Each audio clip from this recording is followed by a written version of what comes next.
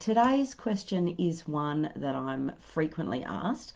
In fact, I was just actually interviewed by 7 News just last week about this exact question. So we're going to talk today about what exactly is a community-driven wellbeing solution. Now, if you caught that interview that I did the other day, then that's fantastic.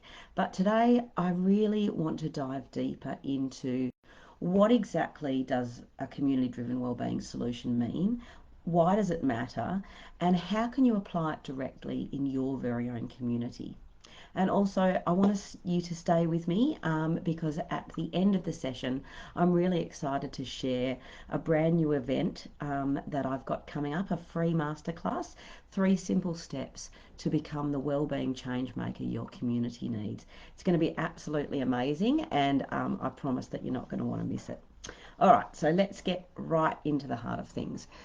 So a community-driven wellbeing solution is really at the core about communities stepping up and taking ownership of the strengths that they actually have and creating locally led, common sense solutions to shared problems that exist.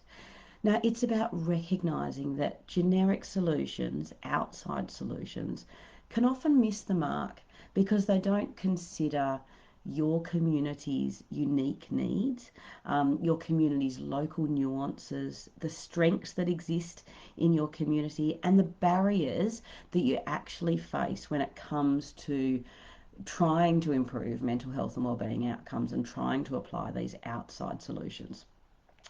Now, the point of difference is that instead of waiting for outside help or relying only on external programs, a community driven approach actually harnesses the strengths that already exist within your community. Um, because honestly, the truth is that nobody understands your community better than you. Nobody understands your community better than the people that live in it. And that's something that's not always considered in solutions that happen. All right, so why does it matter? Why does all of this matter so much? And why should we adopt a community approach? Well, the thing is, when we shift to a community driven approach, we actually move away from the siloed approaches that historically we've adopted, and instead we move towards collaborating across our sectors, across sectors like health, education, law enforcement, sporting groups, community groups, small businesses. We bring everything together, we bring everyone together to really create a whole of community approach. And yes, we can absolutely incorporate programs that exist or that are brought in, but now we start to use them as part of a bigger picture rather than just as an isolated program. And that really allows us to create a wraparound approach that's tailored specifically to the local needs. Now, this means that we don't just adopt a one size fits all program and hope that they're going to work. And instead, we actually build something unique, something that can adapt with our community, something that's sustainable for the long term, and something that's truly effective because it's actually ours and we have ownership over it and it considers the needs of our community.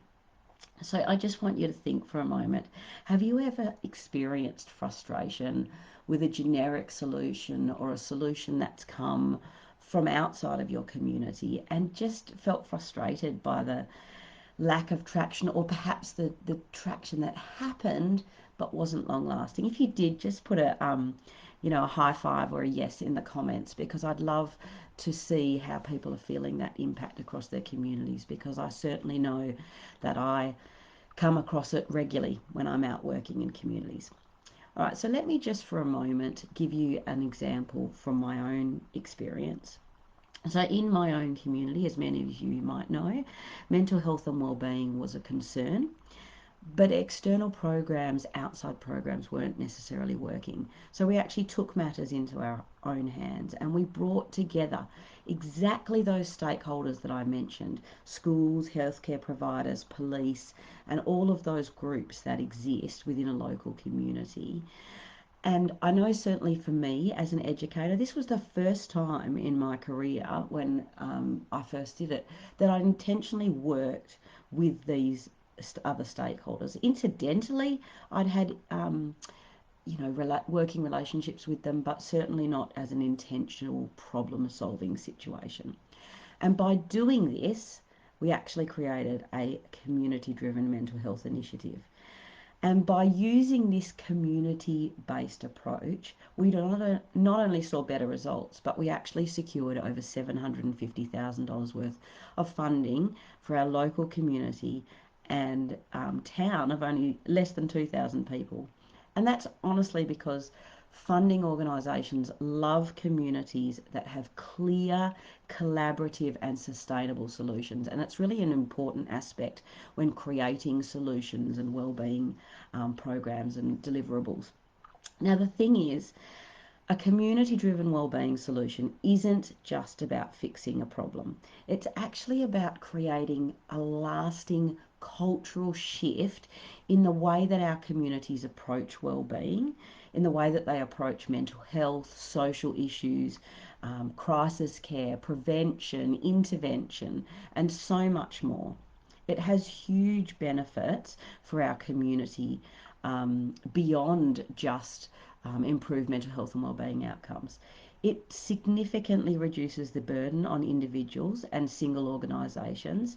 And honestly, it's not for a lack of trying. Our poor health providers and educators and police, and the list goes on, are burning out trying to support the people that desperately need it, trying to support the people across communities, but they're trying to do it all on their own. And that's why a community-driven approach can have such an impact. It also achieves far greater impact by having this cross-sector collaboration and certainly a much wider spread feel by taking it across the community.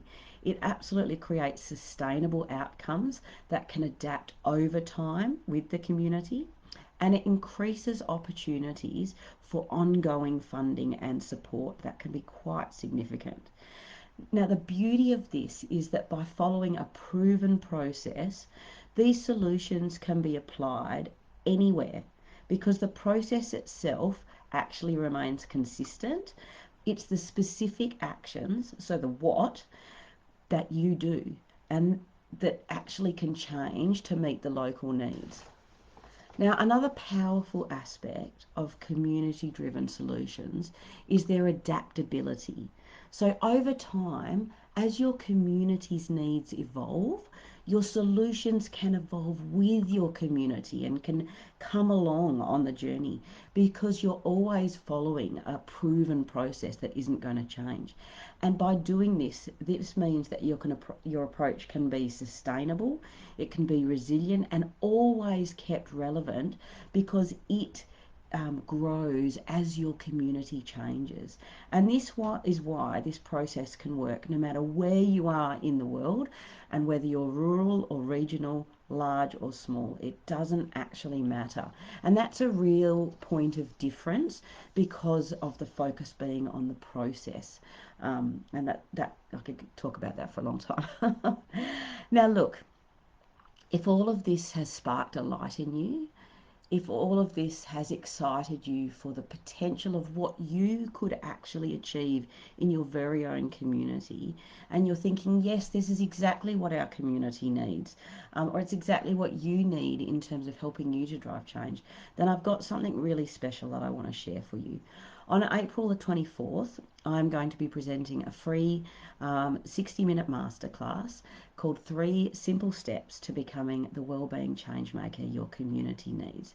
Now, in this free live 60-minute live event, I'm going to share exactly how you can confidently move from feeling stuck and frustrated about the gaps that you're seeing, because honestly, the amount of people I talk to, it's not for lack of knowing that there's a problem. The gaps that people see is profound, and more often than not, the people that see those gaps are the exact people who can create change. They just need a little bit of support and a proven way of doing it so that their time and their efforts can be successful and really leveraged.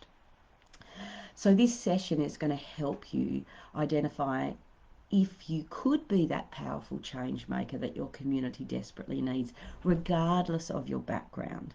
Okay, regardless of the work that you do or the volunteering or the community role that you play or whatever it might be that you come from. You're going to leave with clarity, practical steps, and renewed inspiration to actually make change happen. Now, I'm going to pop the registration link in both the description for this video and for the comments, so please keep an eye out and register for that now. And honestly, please share it with anyone you know, any groups, any people that you know, because my mission in life, why I've stepped out of my education role and I'm taking this to communities, is that I've seen the difference it can create. And I just want every person who feels passionately like me and who sees the need and wants to make a difference, I want to help people make that happen as quickly and effectively as possible. So look, thank you for joining me today. Please remember that change, real change, I firmly believe real change starts with the communities just like yours actually deciding to step forward and actually take charge and lead. Keep believing, keep connecting, and keep creating the solutions that actually truly matter. And look, as always, let's stop watching the mental health statistics and let's start changing them. And until next time, I'll see you soon.